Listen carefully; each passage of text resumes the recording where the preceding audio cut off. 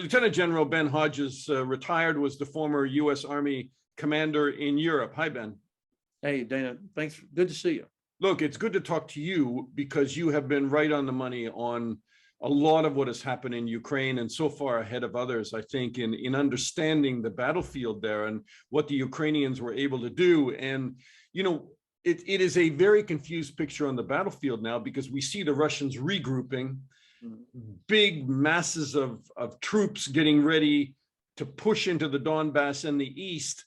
Can you put this in calculate this for me, how you think this is going to unfold in the battlefield, and can Ukrainian forces hold on?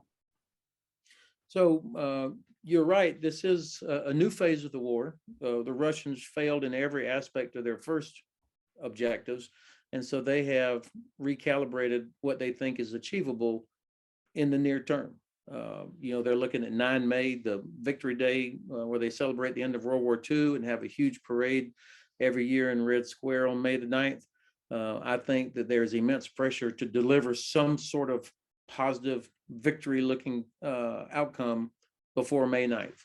So I think they're thinking in the near term, let's mass everything we have into finally finishing off Mariupol and getting all of Donbass, not just the part that they had before 24 February.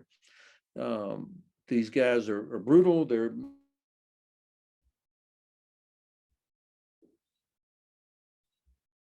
correct some of the mistakes that they made, such as having one commander for the entire theater. That's a pretty important one. We'll see what happens below him. I imagine that they are scrambling right now to build what we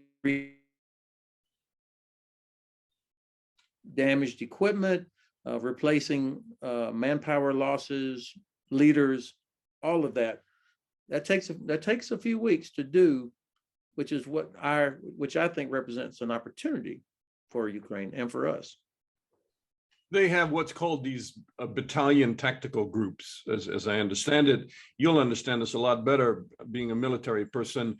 These are mixed groups of tanks and artillery and soldiers moving on the ground and maybe a rocket fire. People say that those battalion groups were badly mauled by the Ukrainians, and that if you just take a look at straight numbers of Russian forces, yes, they overwhelm Ukrainian troops. But if you actually take a look at what's left of those battalion groups now, a lot of military analysts say that there's not much left of some of them, and they are trying to reconstitute the other ones, and they are trying to bring in new recruits. This is a bit ragtag when you add it up militarily. Well, certainly, if you don't have an existing infrastructure for doing reconstitution, it is going to be ragtag initially. The Germans in the Second World War were expert at rebuilding units and quickly rebuilding units that were able to hold off the Red Army for months at a time. I would not put the Russians today in the same category as the Germans in 1943 and 44. There is an interesting announcement that just came out from the Kremlin that they are not going to mobilize the reservists, which tells me that they're looking for volunteers. They're not getting many volunteers. They're looking for people even up to the age of 60 to drive trucks. I would unfortunately just miss that myself. I'm still over 60. But it's almost like they've said, okay, we think we can get Donbass, we can get Mariupol, we're going to focus on that, and then we'll wait a couple of years until the West loses interest again.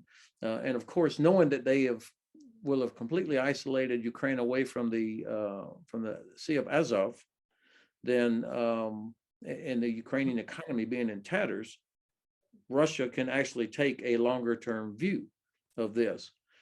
So that's why I think it's important that we talk in terms of winning, doing everything we possibly can to help Ukraine win, which means smashing the Russian military before it can get back up on its feet. Otherwise, we will be dealing with this again for months to come. So can President Zelensky settle for a ceasefire and allowing the Russians to hold the Donbass and maybe cut off the country from the Black Sea and certainly the Sea of Azov. I mean, can he actually settle for that then? Well, of course, this is going to be a sovereign decision for the Ukrainian government. I don't believe that he wants to do that. I don't believe that domestically, politically, he can do that. I don't think there's any appetite in Russia. I'm sorry. I don't believe there's any appetite in Ukraine for doing something like that. I mean, every day we hear about more murders or bodies being dug up that were murdered by Russian soldiers. I'm sure we're going to keep finding more of these. So I think the Ukrainian people are not willing to settle for that. Now, I can't speak for a mother whose son is in huge danger, but my sense from listening to members of the Rada, from Ukrainian journalists, and then from President Zelensky himself, you don't get the sense that they're looking for any settlement just to stop this. And candidly, I don't think that should be that is not the ultimate objective. The priority has got to be those categories or aspects of winning that I described, and that should be the priority for the United States also. Last question to you, Ben. You're an expert on NATO. Do you think that there's been a lot of movement now in what NATO is willing to do? Yesterday, we heard that maybe Slovakia independently will send some of its MiGs, and that the US may say okay this time, whereas they said no to supplying MiGs through the NATO US base in Germany. But it looks like as the horror of this increases, NATO's appetite and willingness to supply bigger arms and more of them and different kind of even offensive arms rather than just defensive as they were termed before changes by the minute. Yeah, I think that there is a growing momentum actually for nations to do things, and the United States has at least gotten out of the way. If somebody wants to provide something, whether it's the Czechs or whatever, or the Slovakians, that we're not interfering with that, which I think is an important step. It was a fiasco with these MiGs from Poland, both the way it was handled as well as the outcome.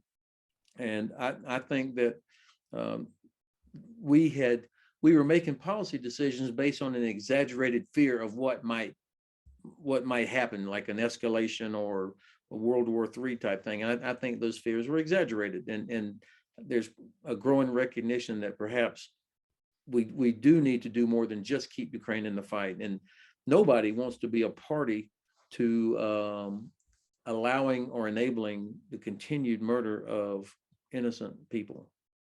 Ben Hodges, so great to talk to you, sir. Thank you. Dana, thanks always for the opportunity you give me.